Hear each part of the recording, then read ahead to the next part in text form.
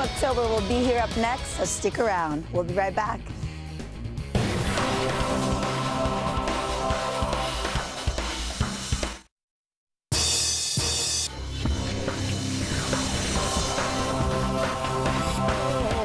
What's up, guys? This week's guests are Blue October. Welcome, guys. How's it going? Great. How are you? for having us. I'm doing good. I'm really happy to see you. It's been a while. Yes. Tell me how your tour's going. What's going on? We've been touring for about 2 months. A new album, Approaching Normal, produced by Steve Lillywhite's been out for about a month now. And we're just hitting the road as hard as we can, promoting that. That was awesome. That was my next question, and you just said it for me. I love it. I'm good at that. Tell me about the lyrics on the album are really dark, and like where do lyrics come from? Is it from life events or like what Usually they inspires you? come from life events. This album most of our albums in the past have always been like the victim, from the victim's point of view, like the oh, I'm sad about this or I'm sad about that. But you know, Tattooed boys with issues. I get it. Yeah, exactly. But I had a daughter about 2 years ago, and it totally switched my whole view on life. And now it's just more about like, oh, stop the poor me stuff, and just if anybody gets in your way, just push them out of the way. Keep going. Keep your blinders on. So our music's more about not being the victim anymore, but taking control of your stuff. That's awesome. That's a handling pretty your powerful business. message. Yeah. So that's kind of like the story that runs through the album. Is that the theme? It starts off at a really low, your rock bottom, and then it builds you up through anger and then the birth of this beautiful child, and then trying to beat down whoever tries to keep her from being safe. So. Tell me about the artwork, because there's a little girl in the artwork, right? Yeah. So explain that to me as well. Well, that kind of came from the vision of the album's called Approaching Normal, which is hilarious to me. But I wanted to take the most innocent thing you could possibly see or remember is when you're a kid about 10 years old or 8 years old, and you didn't, before everything got serious, you know, and then just place her in this dark house. And my vision was like she had been living there for years, and her parents are probably buried in the backyard. Everybody just forgot about her, you know what I'm saying? So that's her normal, is this morbid house. With dead parents in the backyard. With dead parents in the backyard. But look at her. I mean, she's look at her house is great, you know? It is a great house. I'd live there. I wouldn't feel morbid at all. Yeah, that's her normal. So you take innocence and you throw it into something ugly, and there's our world. So it kind of was a... It's very deep. Yeah, it's very deep. Profound. I like it. Don't know if it's profound, but it's deep. It's very deep. Yeah. Tell me about the new video and the concept for that. Which one? Dirt Room or Say It? Say it. Say It.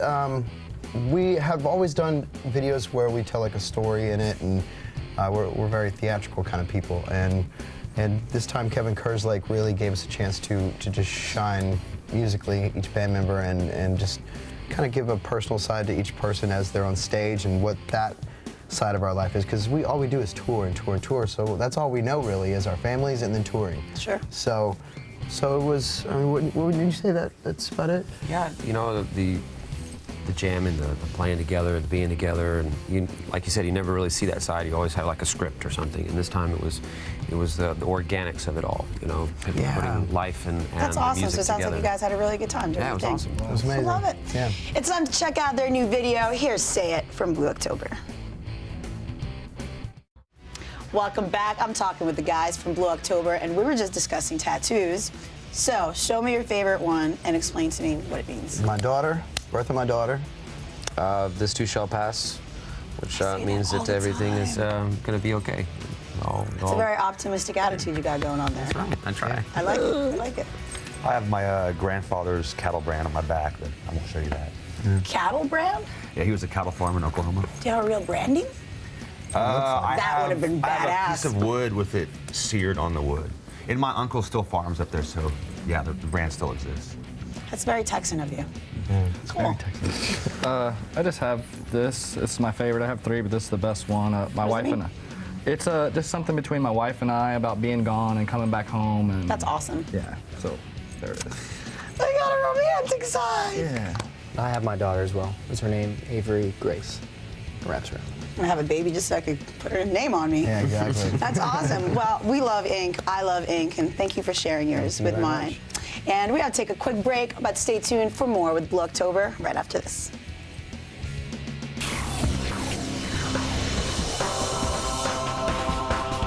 What's up, guys? We're right here with Blue October, and apparently Twilight author Stephenie Meyer is like a huge fan of yours. As well as I'm a huge fan of hers. Are you just saying that to be cool on TV? No, I'm just saying that because she's a good friend of mine. I'm a good fan of hers. How did you guys get to know each other? Like, did you guys know each other beforehand, or? No, she called up our management and asked me to do her book tour with her, Breaking Dawn series book tour with her, through New York, Chicago, Seattle, and I can't remember, in LA. And I was like, well, book tour? And she said, why don't you play some songs that inspired me through the writing of the books? Like while she signs the books? No, while she speaks about her books, and then she'll say, and this is when this song came into my life. And then I would play it, and then I would talk about songwriting, she'd talk about books.